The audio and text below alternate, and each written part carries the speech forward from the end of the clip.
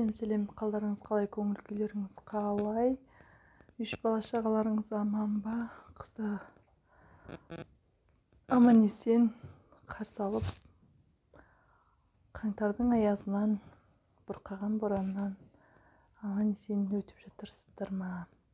Сіздермен бүгін бір өте керек ақпаратпен жалпы сынақта сынбаудың жолдары деген. Біреуге керек болар, біреуге керек болмас, білмеймін. Кім қазір қандай қиындықта жүрген болса, сабыр етіңіз деген келеді. Сабыр, сабыр, сабыр. Кез келген қиындықтың шығатын жолы ол тек қана сабыр сақтауда. Біреуіңіз құлап атқанда, біреуіңіз жылап атқанда, екінші біреу сабыр сақтап, оған көмек көрсетпесе, құлағанның үстіне құлап, жылағанның үстіне жылағаннан ешбір пайда жоқ. Соны айтқым келеді мен сіздерге. Жалпы бұл өмір қажырлыларды, қайраттыларды жақсы көреді. Өжет болсаң, өктем болсаң, қажырлы болсаң ғана сынаққа қарсы тұрасың. Мүжіліп, өкініп, кез келген істе жәнегі өксіп, өкпеңді қолың алып жылап отырсаң, қайғының үстіне қайғы қосқаннан басқа ешбір пайдасы жоқ. Жалпы мына өмір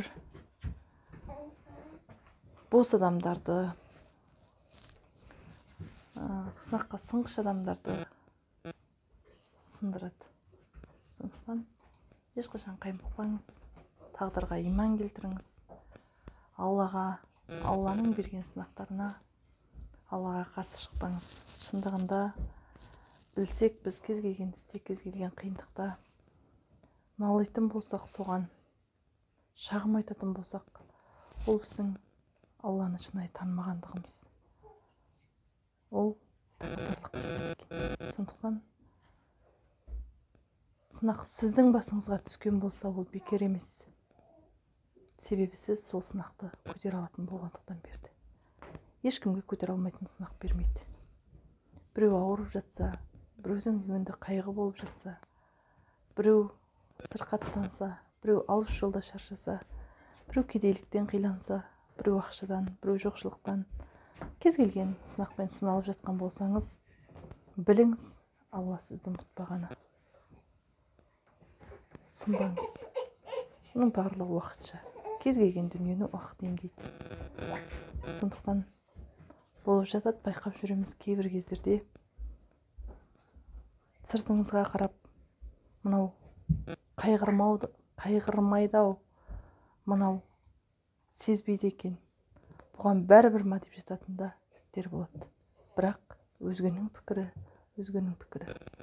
Сіздің өзіңіздің меніңіз болмаса, өзіңізге деген қайсарлық болмаса, жығылғанға жұдырық боп ағайыныңыздың ортасында құлап жатқанда, онан ары сіз құлап, жығылғанға жұдырық боп, оларға қиындық әпергеннен басқа ешбір пайдаңыз тимейді. Керісінше, қайғырып жатқан елге қайғы қосасыз. Ол азған ағайыныңызды аздырғаннан басқа, тоздырғаннан басқа. Ол сіздің тигізген пайдаңыз емес. Сондықтан айтқым келеді, сынақ келсе сынбаңыздар. Сүрінбеңіздер. Жалпы мына өмір қайсарлыларды, өжеттерді жақсы көреді. Қайсар болмасаңыз, сіз өзгенің аяғының астында, кез келген жерде, кез келген сүрінген жерде құлап қала бересіз. Өмір тоқтап қалмайды. Өмір жүре береді.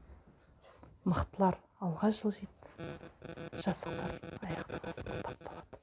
Сондықтан сынақта ешқашан сүрінбеңіз. Бір күндері сіздің де бағыңыз жанады. Сынақта сорлымын демеңіз.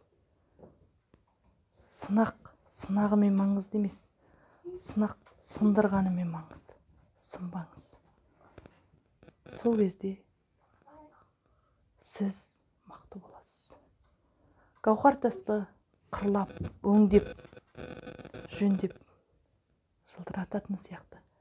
Өмірде сізді сынап, сындырып, солай шыңдайды.